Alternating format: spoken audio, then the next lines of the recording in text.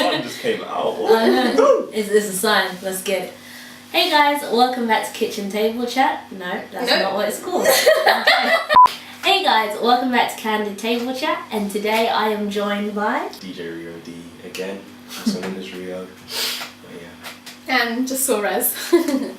So today we're going to be talking about, I haven't actually told you what we're talking about. No, you haven't, no. So we're going to be looking at getting out of a funk. That's what I like to call it. So just talking about that and what you do to get out of it, if that makes sense. Okay. So getting out of a bad place. Yes, like mentally. Okay. Yeah. So just a quick question, do you believe in like mental health issues? Yes. Oh, you do? Okay. Definitely. And this is the main reason I chose this topic is like when you guys are seeing this and when this is going out is during Mental Health Awareness Week. And I feel like it's a conversation that needs to be had so much more because you can be going through something and not actually know what it is that you're going through.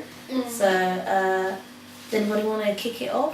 The way males tend to deal with these funks, I'm making a generalization obviously, but the way we tend to deal with it is by not dealing with it and by like not talking basically and thinking that if we just continue and push on it will go away. And because like I don't know, you can't really some friendship groups you can, but there's not that many male friendship groups where you can go to your boy and say I was feeling like this one time, I was feeling like that another time, because they'll just be like it's calm, like just man up or whatever.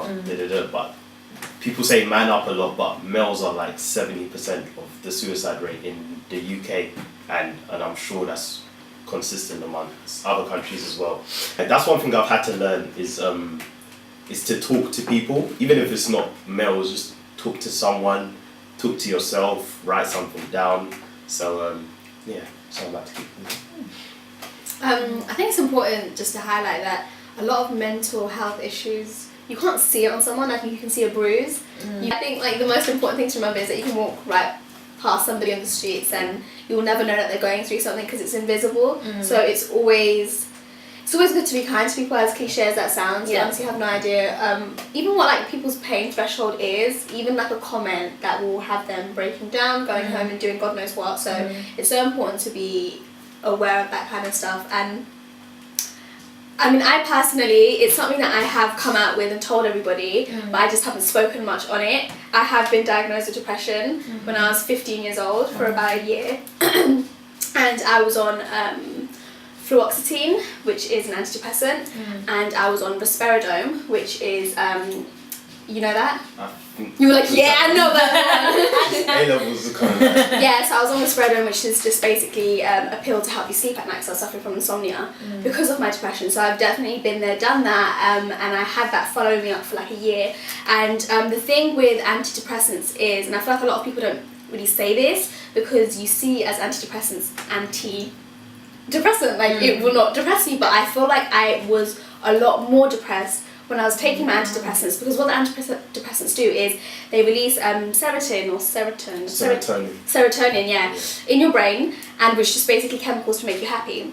So firstly, you're trying to make yourself get out of the funk with fake stuff, basically, just chemicals are being released. It should come from the right place, but also because those chemicals are being released, you get up to such a high, so you're at a low and you go really, really high and you're having the best time of your life.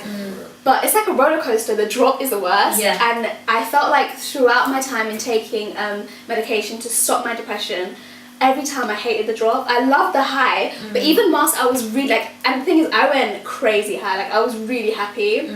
And I was like jumping around everywhere, I was really happy, I was smiling, laughing, but in the back of my mind it felt so artificial.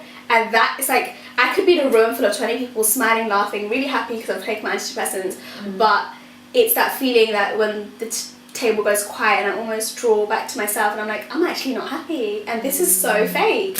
And then that's when the drop would happen and it's just the worst feeling ever. Leoni, I literally can't describe it. Yeah, in about 6 weeks into my pills and everything, I just said, I was only 15 years old, I just said to my therapist, I can't do this anymore. I don't know what I'm gonna do, but this is something that I just can't do. If I'm gonna be sad, let me naturally be sad. If I'm gonna be happy, let me naturally be happy. I don't wanna rely on pills. And I felt like the pills weren't really helping me either. I feel like it was the best of both worlds. It was literally too much of everything, too much happiness that turned fake, and too much sadness that I don't even know why I'm crying. So I had to let go of it.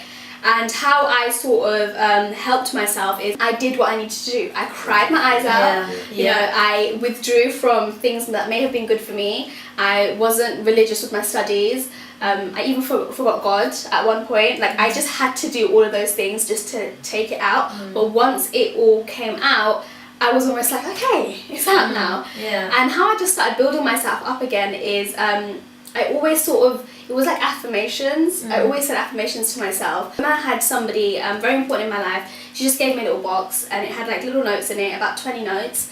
And it was literally just little statements that I stuck on my wall for about 3 years. And every morning and every night I looked at that, and that really helped me get out of my depression and helped me through my bad times. And it was just stuff like, you're beautiful, meeting you has put a smile in my heart, and stuff like that. I need to remember that you are controlling, and I need to know that. You know, I'm not all good. So it's stuff that I know that every day I need to work on. So like for me, I'd say the biggest part of it was last year, just in general, for me, where I was really and truly in it. Like, the year kick-started not in the best. I met you last year, didn't I? Yeah, exactly. So when you met me, I feel like I was in that was when I was deepest in the funk. But I feel like when you're at the worst, you're about to like get out of it. And so when I saw you do your video of what you were going through, I was like, wow, like, were we going through the same thing at the same time, but both had like that barrier? And I feel like it's not good to keep your emotions in, and you do need to get it out. But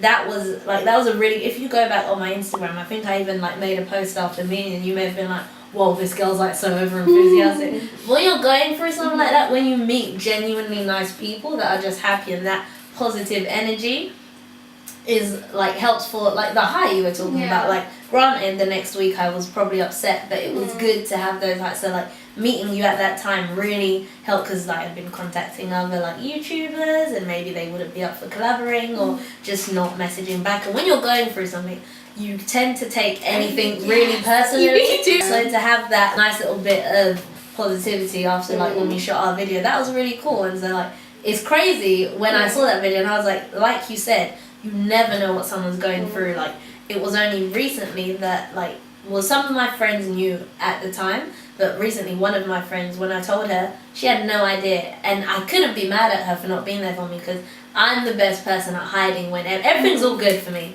All good, always. But the good thing is, I found someone to speak to, be that my brother, be that one of my friends, be that my sister, like, and sometimes it may be embarrassment or something. You don't want to give it all out to someone. I was just gonna say, so, why do you think we keep it to ourselves? It's like it's that I don't know what it is, but maybe what might help is speaking to different people about different parts. So it's like you're not. I think also a thing of you yourself don't actually understand exactly what's going on, but you know how you feel. Yeah. And to communicate an emotion is difficult. Like, we're not all medieval poets, right? So like, if someone was to ask me how I feel now, like, I was just like, right, like, I'm normal, just the middle of the day filming, feel great or whatever, but I can't always put it in the best words. And especially when something, so also beginning of the last year, beginning of last year was a tough time for me, and like, it all happened so fast to like, now it's just brought about like so many new emotions, and it's like someone giving you all these tools and equipment, and then they're like, what would you do with it? And you're just kind of there like, I don't know. Use them. Where's instructions? And that's why it's good to have someone there that can go through each tool and equipment one by one and be like, okay, not just say, oh, are you okay? Which is also important to ask, but like, why do you feel like this? When do you feel it started? Not in an interrogating way, but yeah, I had someone there for me. Did you? Shout out to baby mother. No, cut that out. No, but I had someone. Are you being serious? No. Okay. Not very wrong. And Your wifey? Yeah. My wife was there for me. My girlfriend, my partner, or whatever you want to call it, was there for me a lot. And even times when I didn't want to talk, she wouldn't force me to talk, but she would like almost, what's the word, like, just somehow conjure it out of me to start talking. And that was the beginning of the healing process. So conversation is definitely powerful, but also pinpointing what it is that you want to conversate is probably, that's another hurdle as well that you have to jump over before you can start conversation. I think it was like, I think one thing that I see as that defining moment that helped me really get out of the funk, and I would like recommend this to everyone. I feel like you did something quite similar. Is I was like, I had been away. I'd gone, like, we went to Uganda for my sister's traditional wedding. That was an amazing like holiday. I went to Barcelona for my best friend's sister's hen weekend, and that was so like. But, oh girl, everywhere. But like you were saying, you have that high, but you come back down. So I felt like I needed to go away somewhere for me. And originally I was going to go by myself. I was going to go to, I did my research and found somewhere to go, so I was going to go to Germany, to Berlin. So I went, but as I was booking, and I'm a big believer in like signs, this girl like that I knew, she randomly messaged me. She was like, oh, just checking in, like, hey, how's it going? And I was like, that's really nice. And she was part German, and I was like, this might be a sign. So I was like, hey, I'm booking a holiday tonight to Germany. Are you down? And she was. And then I asked my friend as well, because she's like my best friend, so I wouldn't invite someone else on holiday and not her. And she was up for it. We booked it that night. But when we were there, like, I did like an itinerary. I'm a bit controlling as well. But I said, there's one day that's going to be solely for me. Like, I'm not seeing you guys. That is my day. And it was like, that was, even though it was just one day, it was the most therapeutic thing. From the minute they walked out of the door and I started, just something simple as getting ready, like doing my makeup, I started crying because I knew like that was that healing time. It had started. And like getting on the train by myself and walking, like I didn't do anything, like I didn't go on any retreats, I didn't like climb any mountains or anything. I was just walking around, and then I went to, like I had no idea what I was planning to do, I was just going with the flow. I went to a bookstore, I bought a notebook, sat in like the coffee laptop and just started writing how I was feeling, writing solitude is so important. Yeah. It is. And that, I came back and I felt like I was on a reset, but it wasn't the normal, you know, that quick little fix to you're on that high, it's all good, and then you're going to get back down again. Like it genuinely, and it came at the perfect time towards the end of the year. So I was able to start the new year like refreshed, rejuvenated, like, and I felt like that moment, like there was a lot of other things like speaking to people, but that was the moment that really just like led me out of the funk, I'd say. So yeah, that was. It's good to hear that you came out of it, and you mentioned a key point, solitude. And people think depression is very lonely, which it is, but there's a difference between being lonely and having solitude. And being by yourself is probably the most important thing in that whole journey, because that's when you really get to be you. I'm sure like you mentioned, you can't really talk to your guy friends about some stuff, but I'm sure if you were in your room you could be like, I'm feeling this and and that's what I be myself. So one thing I do is like, or if I feel like a burden approaching, because I don't think burdens are meant to be carried, burdens are built to crush. You should carry a load, like a suitable load at a time. But one thing I do when I feel like there's a burden about to come on me is, for some reason I get restless, and my mind gets restless as well, and it just starts thinking about everything and anything.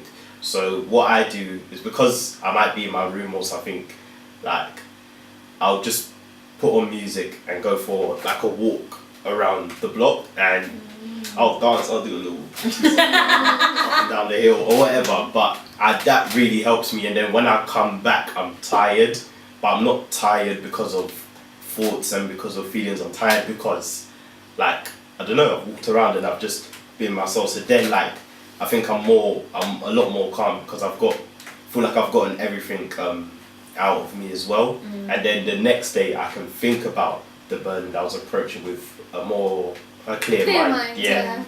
So eventually you do address. I have to address it. Otherwise, it will just it will just slip past Yeah. and it will sleep there for like a day. And That's then important because a come lot of people bottle things up Yeah. and they can probably go for that walk around the block, but then they never come back to address Yeah, it, yeah, and yeah. then it's only going to build up more. Exactly. So it's important that you do address it. Yeah. And I think the biggest thing that I've done ever in my life, really, to you know what I'm saying, Yeah. to get myself out of the funk is marry myself. My nail's broken, so please mind me. But yeah, I married myself, which is something that people are gonna think that's probably a bit crazy. Who does that? You weirdo.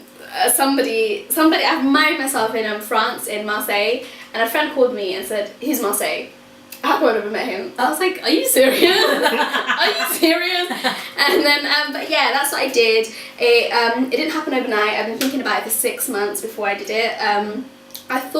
I did think people are gonna think I'm weird, if I'm honest. I kind of stood back from it. And I'm a very independent woman. I could do everything by myself. So I thought I was just fueling that even more because it can get quite destructive. You can just basically just break down over being so strong. And I felt like, I hope I'm not fueling that. Yeah. So yeah, I had loads of thoughts and I thought, what does this even mean to me? But ever since I put it on, it was like anytime I get into that funk, I would literally just look at it and I'll be like, okay, I'm good now. I love me and that's fine. I love it. I remember I saw your post and I was like, this is like the... And I had a feeling because I saw you like have the ring on Snapchat. Yeah. And you're in France and I was like, she ain't getting married. No, anymore, not me. But I feel like, sounds like something I would do. Yeah. But no, I love it. I think it's a really cool idea. Aw. Like, because I'm all here for self-love as well. I've had people put me down for this. I've had people tell me that I need therapy for being so crazy. People say they're going to pray for me because I need fixing. Wow. Yeah, I mean, people are just like, how can you love yourself? Like, and it's because I've never really been like a boyfriend kind of person. Like, I'm always like just doing me really. But a lot of people think that's what I was afraid of really. But once I actually put it on, I just thought, I don't care what anybody else thinks. Basically, yeah, I don't care what anybody thinks. I love me, and that's not saying that nobody else can love me. Everybody's welcome to love me, but I love me. And at the end of the day, when I'm breaking down in my room and when I'm drying my own tears, I've got my ring there to just prove to me that at least I'm there for myself. Yeah. And I think it's been the most healthiest thing I've ever done in my life. And since I've had this ring on, I have been through a lot of things since then, but it's just not the same as it was when I was going through depression because I had me kind of thing. I felt like when I went through depression at 15, I didn't really have me. I had all the negative stuff, which wasn't a good thing to sort of hold on to. So yeah. I think it's cool, and it's like you're saying, we forget that we do have ourselves almost. Like, we're not there, we don't look out for ourselves as much. And like you mentioned to me, what do you call it? Emotional hygiene. What does that mean? So like physical hygiene is things like washing yourself, and you do that every day just to make sure you're in check. And Some don't. Yeah, some emotional hygiene is important. So check your emotions every day the same way you check your smell every day. Make it a routine when you wake up in the morning to wash physically, and make it a routine in the morning to wash emotionally as well. So write in the diary, talk to somebody. If you don't need to, then sometimes you don't need to.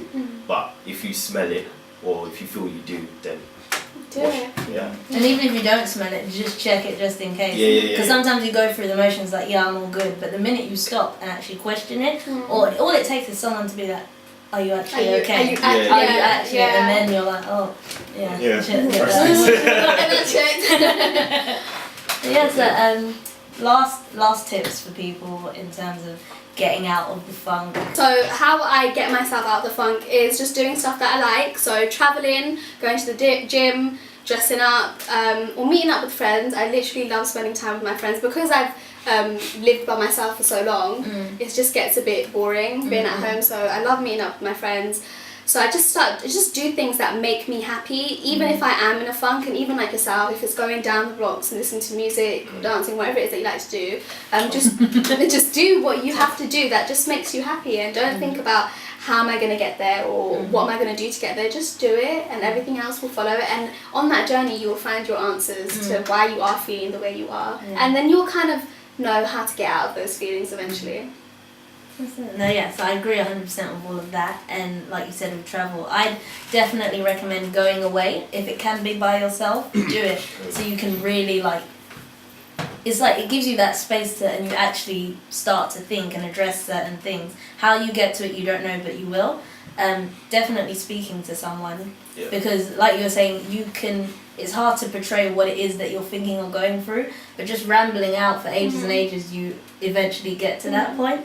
And then on the flip side, to other people, words are powerful. You never know what someone else is going through, so be very careful before you say anything to someone, because you don't know what that could lead to them doing, and you don't know what someone's carrying on their plate. Someone doesn't walk around and you can just tell 100% from the get-go what it is they're going through. They can seem to you like the happiest person, so always have that in the back of your head. I mean, I'm not saying go around questioning everyone, are you like what's going, but like remember that as well. So I think I've got two. So one is like get to know what it is that's eating you up, because like it's kind of like boxing, like you can never do a knockout if the person's still in their corner, you're still in yours. So let your depression come in, deal with it, pinpoint what it is, like even let it smother you sometimes and get you in a hump, but make sure that you're able to break out of that and knock it out basically. And my second one would be for the mandem really, like we're 70% of suicide rates, so that means. And that one always shocked me because I always thought that suicide was like a teenage female thing, like that was a stereotype. But the fact that we're 70% of that shows that mentally there's something going wrong with men. And I think the biggest thing is just talking. So start talking to your boys, innit? And where can they find you? Because I mean, he's been a guest a couple times, so I think they're really fun. Okay, so I'm a motivational speaker on YouTube. Leoni will probably leave the link below. Called Saurez Talks. You can find me on Instagram as well. Cool. Well, thank you for being here, guys. Hope you guys enjoyed that. Hope this starts a conversation that I feel needs to be had a lot more, and I hope it helps someone, even if it is just one person. So yeah, stick around. Not right now, but next week for the next episode. And yeah, thanks for watching. Bye. Bye guys.